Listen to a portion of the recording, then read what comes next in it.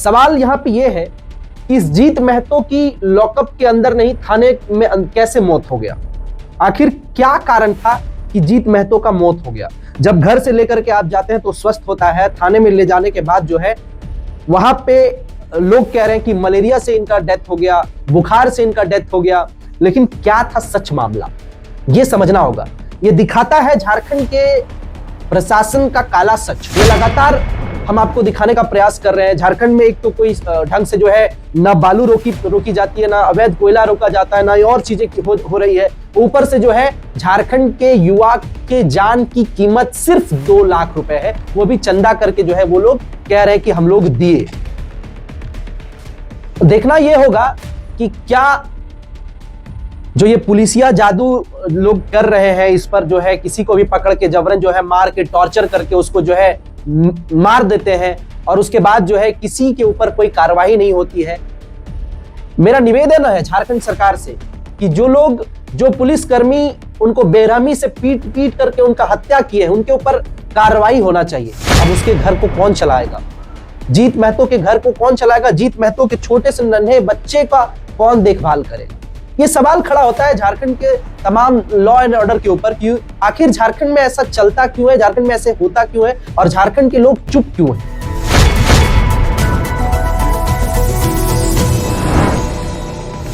ये जो पीछे चल रहे तस्वीर आप देख रहे हैं ये जीत महतो की है और जमशेदपुर का है।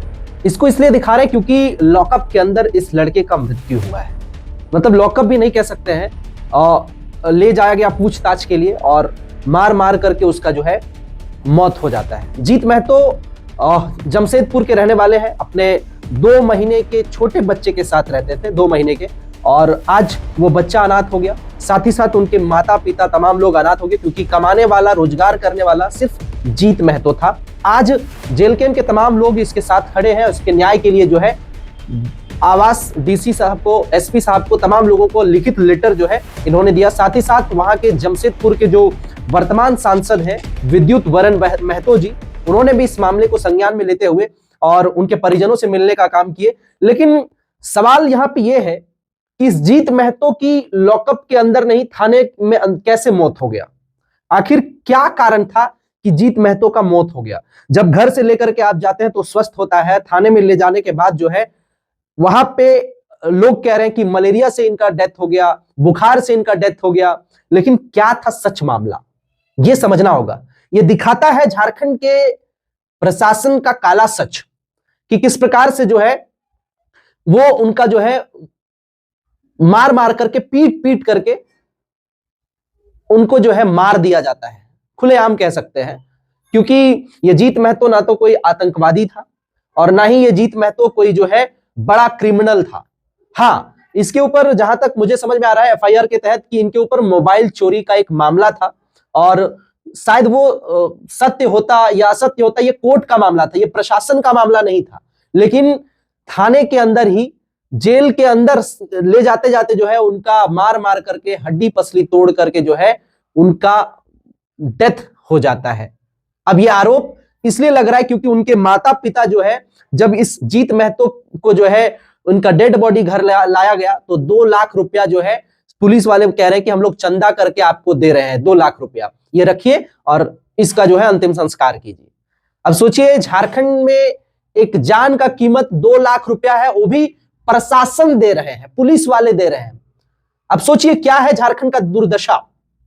हालांकि इस पे जेल कैंप के तमाम लोगों ने संज्ञान लिया है। साथ ही साथ वहां के वर्तमान सांसद विद्युत वरण भी जो है इस मामले का छानबीन किए और तुरंत जो है झारखंड के डीआईजी जो है उनको जो है एक लेटर लिखते हैं और ये कहते हैं कि जो है इन पर कार्रवाई होना चाहिए, नहीं तो आंदोलन होगा, बृहद आंदोलन होगा। अब उस जीत महतो के घर में एक छोटे से जो है नन्हा बच्चा है, वो भी 2 माह का। वर्तमान में नया शादी हुआ था जीत महतो का। उनके माता पिता हैं और उनकी एक सिस्टर है। कमाने वाला सिर्फ और सिर्फ जीत जो है महतो थे और आज जीत महतो जो है नहीं है जीवित। अब समझ सकते हैं कि झारखंड के प्रशासन का क्या काला सच है। यह लगातार हम आपको दिखाने का प्रयास कर रहे हैं। झारखंड में एक तो कोई ढंग से जो है ना बालू रोकी जाती है, ना अवैध कोयला रोका जाता है, ना और चीजें हो रही है। ऊपर से जो है झारखंड के युवा के जान की कीमत सिर्फ 2 लाख रुपए है, वो भी चंदा करके जो है वो लोग कह रहे हैं कि हम लोग दिए।